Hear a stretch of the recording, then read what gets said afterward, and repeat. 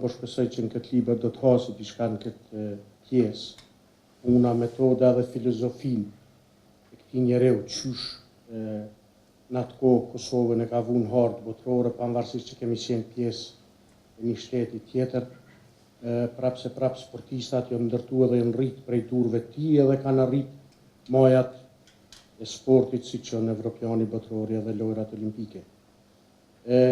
Qa pas dëshirë gjithmonë me taku, me ma gallëzu ndonjë mshefci, sepse çdo trener e karakterizon një mshefci ose shumë mshefci në punën e tij.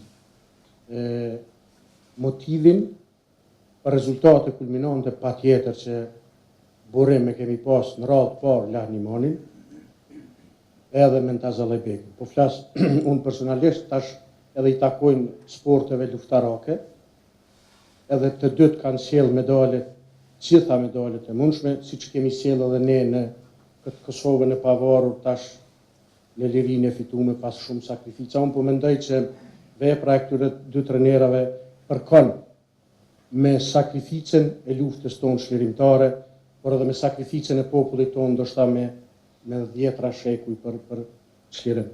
Kështu që emri i Lahnimanit edhe ekipi i tij është në atë kohë ka qenë simbol i forcës, qëndrueshmërisë edhe i virtyteve të popullit shqiptar. Veprimtaria e tij e ka tejkalu anën sportive. Lahnimani edhe ekipi bokserave e kanë bërë pikërisht ato në kohën e ish Jugosllavisë, çka e kemi bërë na pas përfundimit të luftës, shfaqen dritën më të mirë të popullit shqiptar edhe vlerat e Kosovës në arenën ndërkombëtare.